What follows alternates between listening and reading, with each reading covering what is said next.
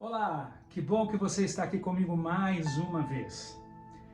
As coisas estão feias? Parece que tudo está dando errado em sua vida? Você perdeu seu emprego e alguém que você ama muito, muito próximo a você, está entubado no hospital ou passando por algo terrível? E você não sabe como resolver algum problema que parece não ter saída? Eu não tenho a solução. Mas você pode estar passando por tudo isso por um motivo, sabia? E eu vou te falar qual é. Abre aí a sua Bíblia no livro de Romanos, no capítulo 8 e no versículo 28. Vamos ler juntos? A palavra de Deus diz o seguinte: todas as coisas contribuem para o bem daqueles que amam a Deus. Antes de entrar no assunto, eu quero convidar você para conhecer o meu ministério. Acesse aí as minhas redes sociais e se inscreva no canal. E se você foi abençoado por esse vídeo, compartilhe com alguém que você sabe que está precisando muito. Eu quero incentivar você a fazer como nós. Faça da sua vida e da vida de sua família um ministério para salvar as pessoas, tá bom? Mas voltando ao assunto, eu quero começar aqui falando de José, mais conhecido como José do Egito. José era um personagem espetacular da Bíblia e eu tiro várias lições da vida de José. Ele foi o 11º filho de Jacó e o favorito do pai, sendo também o filho mais velho de Raquel, que permaneceu estéril por anos, mas era a esposa amada de seu pai. Por conta disso, tornou-se o caçula protegido e favorecido por seu pai Jacó. Ao longo de sua história, ele foi desprezado pelos seus irmãos, ameaçado de morte, vendido como escravo, tentado por uma mulher poderosa, preso injustamente, esquecido na prisão, desafiado por Faraó a interpretar sonhos, nomeado governador do Egito e colocado à prova diante de seus irmãos, aos quais perdoou completamente. Ufa! Que história, não? Que vida! Em tudo isso, ele teve fé em Deus e foi honrado. E quais são as lições que a história de José nos traz? São várias as lições, mas eu separei aqui 4 lições que, ao meu ver, são as mais importantes. Preste atenção. A primeira lição: o mal da inveja, do ciúme e do ódio. Em Gênesis 37:4, a Bíblia diz que os irmãos viam que o pai amava mais a José do que a eles, e por isso tinham ódio dele, e eram grosseiros quando falavam com José. Movidos pelo ódio, pela inveja e pelos ciúmes, os irmãos de José conspiraram contra ele e o venderam como escravo. Além disso, para justificar a ausência de José para o pai, sujaram a sua túnica no sangue de um animal e entregaram a Jacó para que ele pensasse que o seu filho protegido havia sido devorado por um animal selvagem. Não é raro nós ligarmos o noticiário e vermos crimes horríveis que aconteceram dentro de famílias e até mesmo de pessoas próximas a nós, como namorados, amigos, irmãos.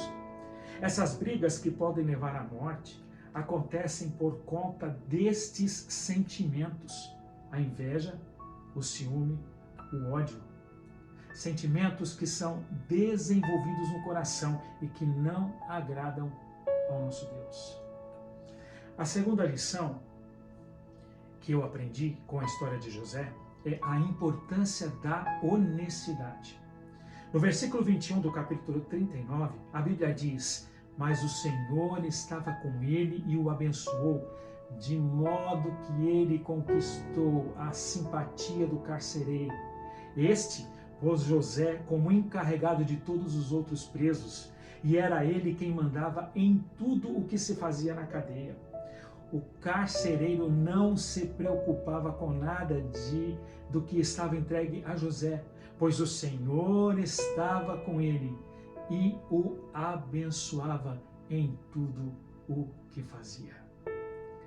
José foi um jovem competente e íntegro ao ser tentado pela esposa de Potifar. Ele se manteve forte e não cedeu aos desejos dela.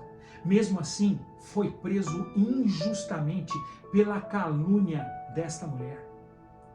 Às vezes, pagaremos um alto preço para manter a nossa integridade num mundo cujo sistema é dominado pelo maligno, mas Deus está conosco, assim como esteve com José.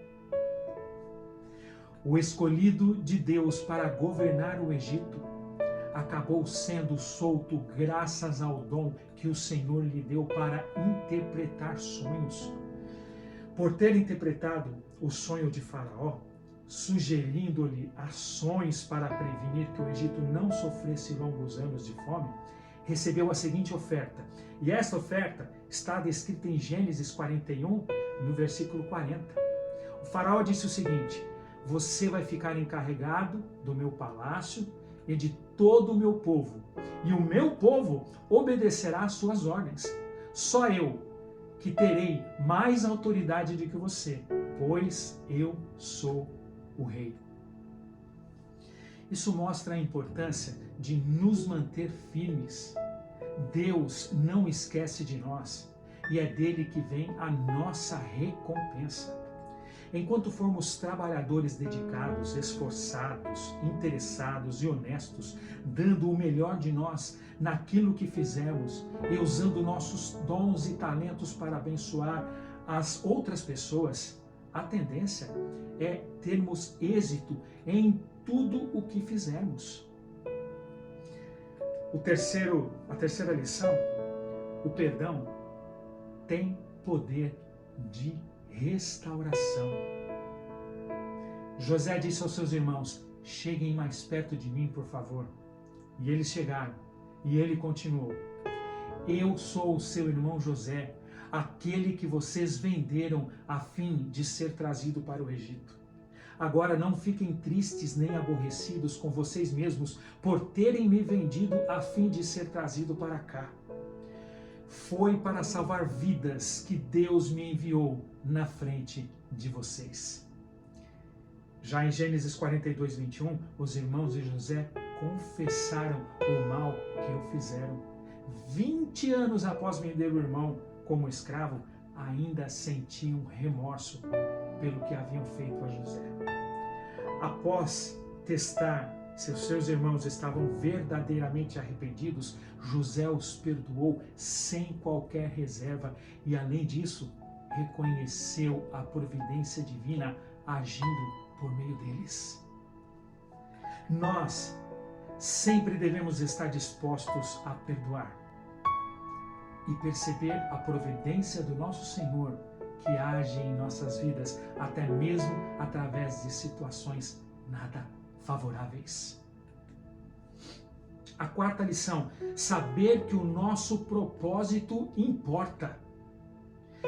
Deus me enviou na frente de vocês a fim de que Ele, de um modo maravilhoso, salvasse a vida de vocês aqui neste país e garantisse que teriam descendentes.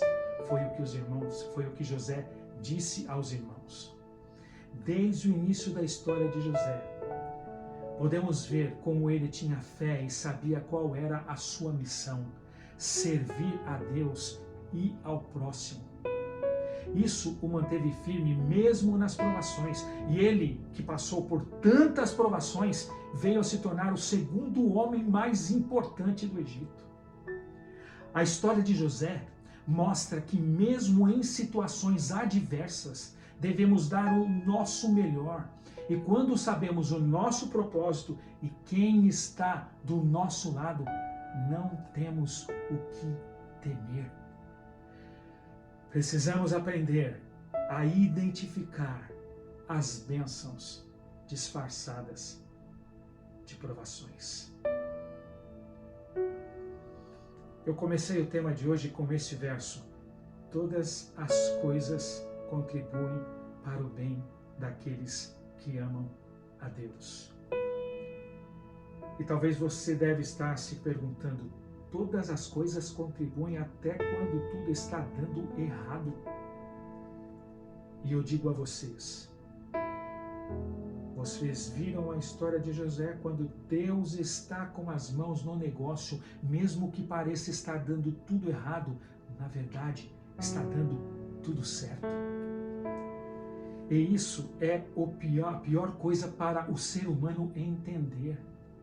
Como pode dar certo no erro? Aquilo que a gente chama de caos, de crise, de problema, é a oportunidade para Deus. Você já parou para observar que no meio dessa crise, dessa pandemia, teve gente que enriqueceu?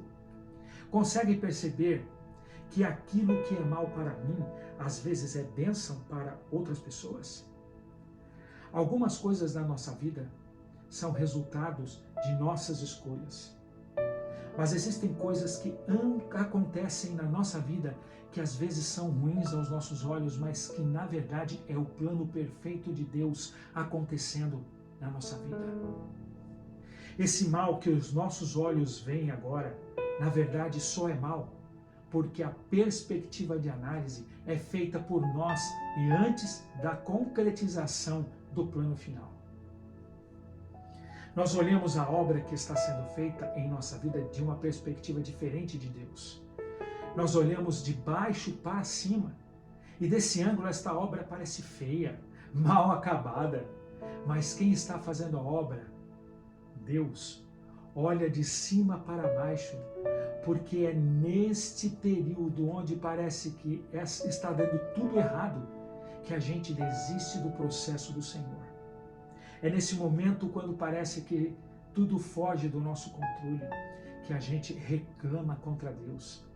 E você começa a se perguntar: Deus realmente está no controle? E eu volto a pergunta para você: você está no centro da vontade de Deus? Se você está no centro da vontade de Deus, isso que para você é ruim, para Deus é perfeito. Mas você tem que confiar e ir até o final do processo. Porque o que está sendo realizado em você vai ser importante daqui a algum tempo. E a gente não percebe isso hoje. Quando outra pessoa está na história, a gente consegue dizer com a boca cheia, não é?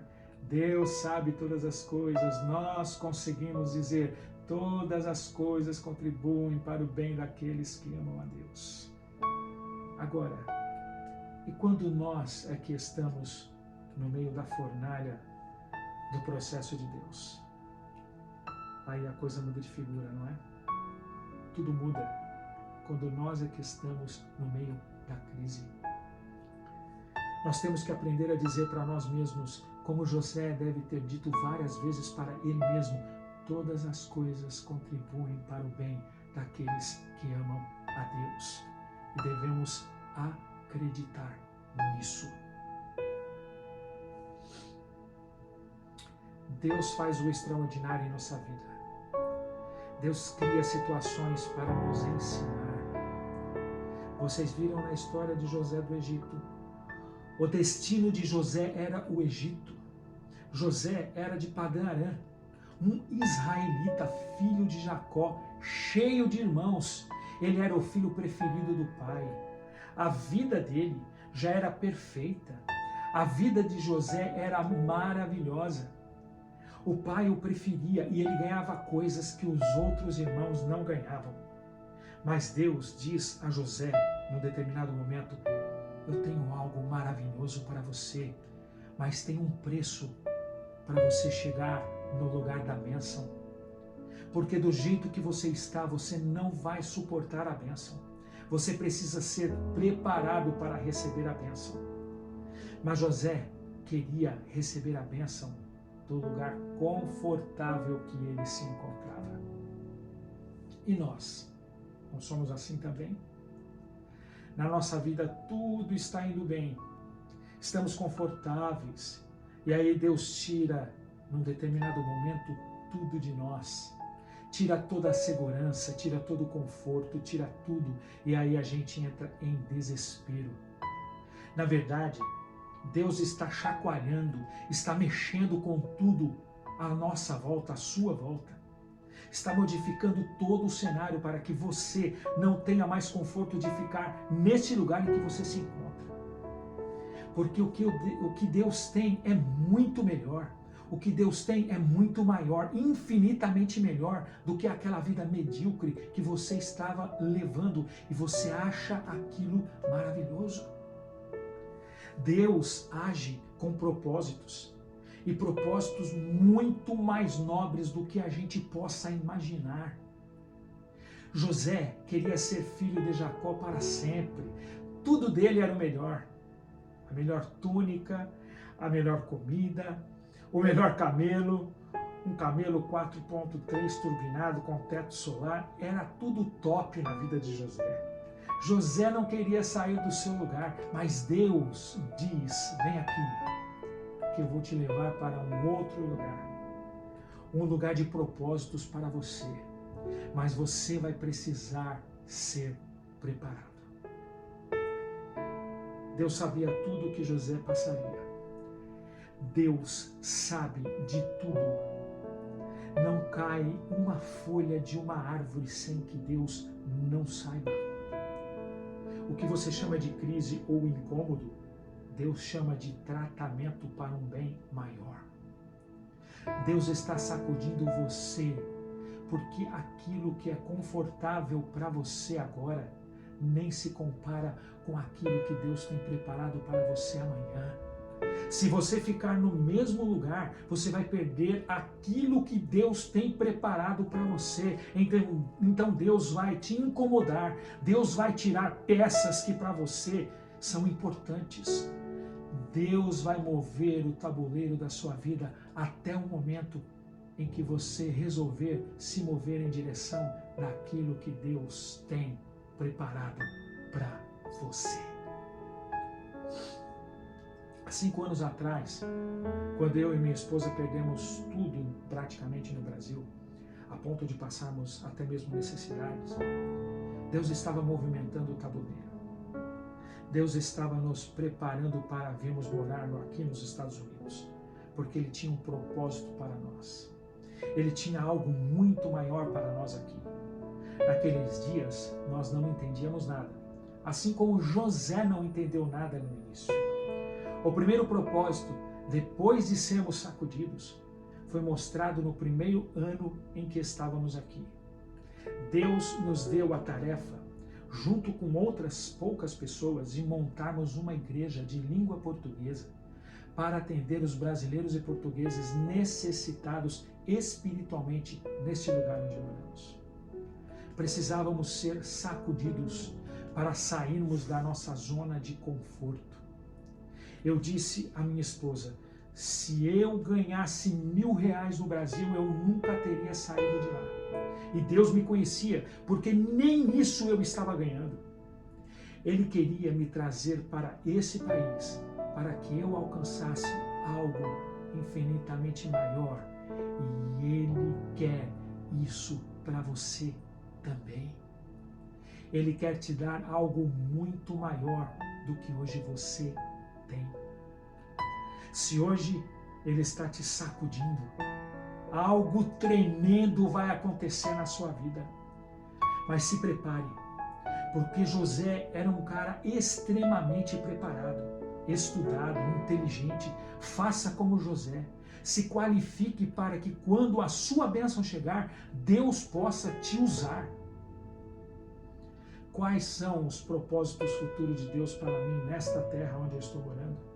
Sinceramente, eu não sei. Assim como José não sabia nada do que aconteceria na sua vida no futuro rumo ao Egito. Mas uma coisa eu sei, é que todas as coisas contribuem para o bem daqueles que amam a Deus, e isso me basta. Vamos orar? Senhor nosso Deus, existem tantas pessoas com problemas, tantas pessoas mergulhadas, Senhor, em problemas e que elas não sabem sair desses problemas. Problemas que sem alternativa, sem saída. Nós pedimos nesse momento a Tua misericórdia para alcançar a vida dessas pessoas que estão ouvindo este vídeo, para que o Senhor entre com providência na vida delas, para que o Senhor ajude estas pessoas a saírem destas situações e desses problemas intransponíveis. Nós pedimos ao Senhor a Tua misericórdia e que, como José, nós possamos confiar no Senhor, sabendo que o Senhor tem um plano, um propósito para a nossa vida muito maior do que esse que nós estamos vivendo. Querido Deus, que nós possamos entender e confiarmos nas Tuas providências e certos de que o Senhor está dirigindo a nossa vida e que todas as coisas contribuem para o bem daqueles que amam a Deus. Obrigado, Senhor. Te agradecemos antes que o milagre aconteça, antes que a providência aconteça. Nós te agradecemos em nome de Jesus. Amém. Que bom que você ficou comigo até o final. Da próxima vez vamos falar sobre um assunto muito bacana. Não perca o próximo vídeo. Fique com Deus. Um beijo no coração.